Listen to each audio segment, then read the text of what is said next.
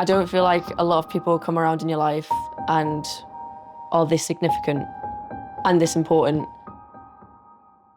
So I met Mo-san when I was in university in Leeds. I was in my first year and he was in his second year, and we both had a love for skateboarding.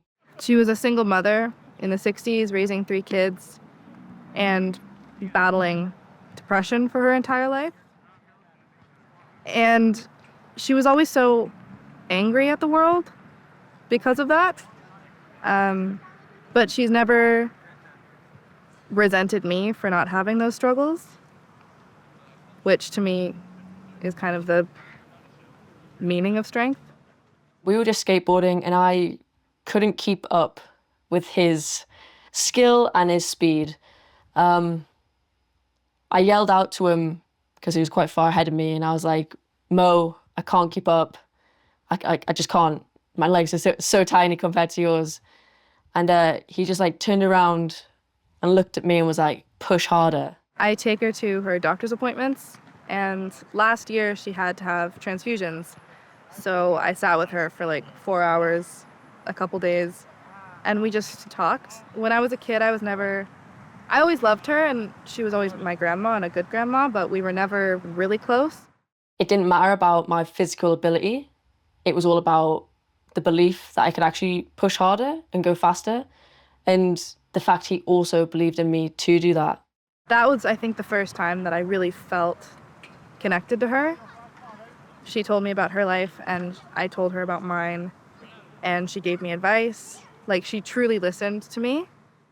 In my second last year of university, when I was going through quite a rough patch mentally, and he was there for me in a very interesting way.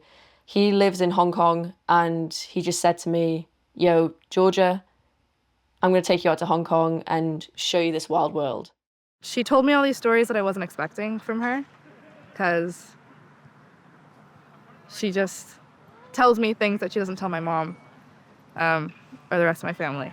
So I got to see another side of her just because we were there with each other for hours on end. He flew me out there. I met all his family, and we traveled Hong Kong together and even traveled Asia together.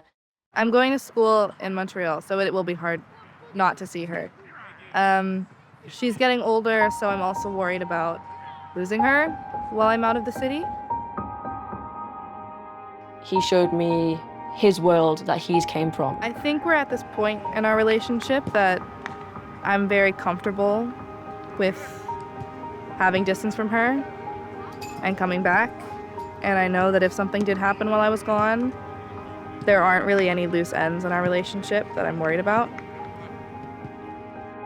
I just feel like I'm constantly taking him for granted because I'm not with him. I feel like time is being wasted if I'm not with him.